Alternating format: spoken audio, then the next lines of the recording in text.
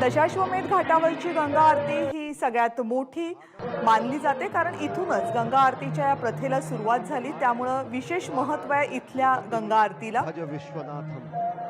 भगवान विश्वनाथ आणि जेव्हा रोज संध्याकाळी ही आरती होते त्यावेळेस तुम्ही वाराणसीच्या कुठल्याही कोपऱ्यातनं जरी या घाटांचं दर्शन घेऊ शकलात तरी ते तुम्हाला मनमोहकच दिसतं। अवरोधों को समाप्त कर आणि दिया आता गया हे है। जे आपण पाहतोय दृश्य ती आहेत नदीच्या पात्रामधून जी दिसतात आपल्याला दृश्य काठावरची, आणि तीच दृश्य अनेकांना पाहायला आवडतात। त्यामुळे जेव्हा ही गंगा आरती होत असते तेव्हा अनेक जण बोटीतनं गंगा आरतीचं दर्शन घेणं पसंत करतात। ये आज विशिष्ट दिन है, बेहद विशिष्ट दिन है।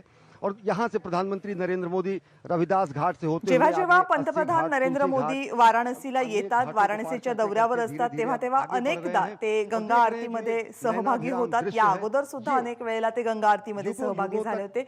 आणि आज जो त्यांचा दौरा आहे वाराणसीचा त्याच्यामध्ये सुद्धा गंगा आरतीमध्ये सहभागी होणं, गंगा आरतीचा आज का दिन लाभ घेणं हे त्यांच्या कार्यक्रम पत्रिकेवर होतं। त्यानुसार आज संध्याकाळी ते दशाश्वमेध घाटावर आलेले आहेत। त्यांच्या सोबत उत्तर प्रदेशचे मुख्यमंत्री योगी आदित्यनाथ सुद्धा आहेत। अर्थातच या सगळ्या कार्यक्रमांकडे फक्त धार्मिक किंवा फक्त विकासाच्या योजना म्हणूनच पाहिलं जात नाहीये, कारण उत्तर प्रदेशच्या निवडणुका अगदी तोंडावर आहेत। त्यामुळे त्या अगोदरच हा प्रकल्प पूर्ण होणार का, सगळ्यांच्या सेवेत येणार का, याच्या चर्चा गेल्या काही दिवसांपासून उत्तर प्रदेशच्या राजकारणामध्ये रंगल्या होत्या।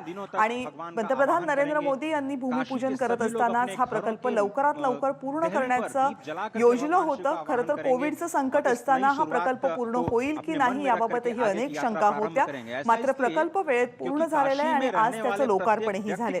आणि ही गंगा किनाऱ्यावरच्या दशाश्वमेध घाटावरची दृश्य स्पष्ट तौर पर काशी खंड में कहा गया है, जितक्या दिव्यांची आरास मन मोहून टाकते तितकंच मन मोहून टाकणारं दृश्य असतं। हे ब्रासचे मोठे दिवे, जवळपास 7 थर असलेले हे दिवे असतात, ज्याच्यामध्ये कापूर एकदा का पडला की आजूबाजूचा परिसर जसा मंत्रांच्या उद्घोषाने पवित्र असल्यासारखा वाटतो, तितकाच त्या कापूर आणि इतर गंधांच्या वासाने सुद्धा मनमोहक होऊन निघतो।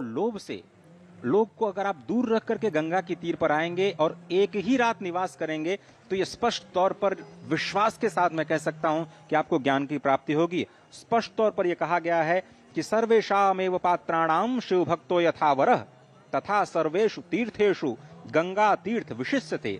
समस्त पात्रों में जिस प्रकार से शिव भक्त प्रधान है, समस्त पात्रों में जिस प्रकार से शिव भक्त प्रधान है, वैसे ही सभी तीर्थों में गंगा तीर्थ सर्वश्रेष्ठ है। और इसीलिए कहते हैं कि क्या यह संभव है कि आप एक ही जन्म में मोक्ष को प्राप्त कर लें? संभव है। इसका जवाब भी हमें मिलता है कि गंगायाम तु नरः स्नात्वा यो लिंगम नित्यमर्चति एकेन जन्मना मुक्तिम परा प्राप्नोति सध्रुवम। यानी एक ही जन्म में अगर आपको मोक्ष प्राप्त करना है तो नित्य गंगा स्नान करके नित्य लिंग पूजन करना चाहिए। और काशी में यही लोगों को सौभाग्य प्राप्त होता है कि आप नित्य गंगा स्नान कर सकते हैं और उसके बाद आकर के भगवान के लिंग का अर्चन कर सकते हैं, क्योंकि काशी में तो हर कंकड़ शंकर है। और इसीलिए यहाँ पर रात्रि निवास करना, यहाँ पर रात्रि में देवार्चन करना, दीप दान करना और साथ ही साथ ये गंगा आरती करना अपने आप में एक बहुत ही बढ़िया, बहुत ही बड़ा आध्यात्मिक अनुभव है जो आपको स्वयं अनुभव करना होगा। And you're witnessing the celebration of Deepotsav as it proceeds, and Prime Minister Narendra Modi on board Swami Vivekananda दृश्य cruise Ganga घाटावरची looks on the beautiful अनेक घाट आहेत गंगेच्या किनारी जिथे ही आरती होते, आणि लाखो भाविक, लाखो पर्यटक त्या आरतीसाठी दररोज हजेरी लावतात। कारण हा सोहळाच असा असतो जो प्रत्येकाला आयुष्यात एकदा तरी अनुभवायचा असतो, आपल्या नजरेमध्ये साठवायचा असतो। अनेक जण अनेक परीने हा सोहळा आपल्या नजरेमध्ये साठवण्याचा प्रयत्न करतात।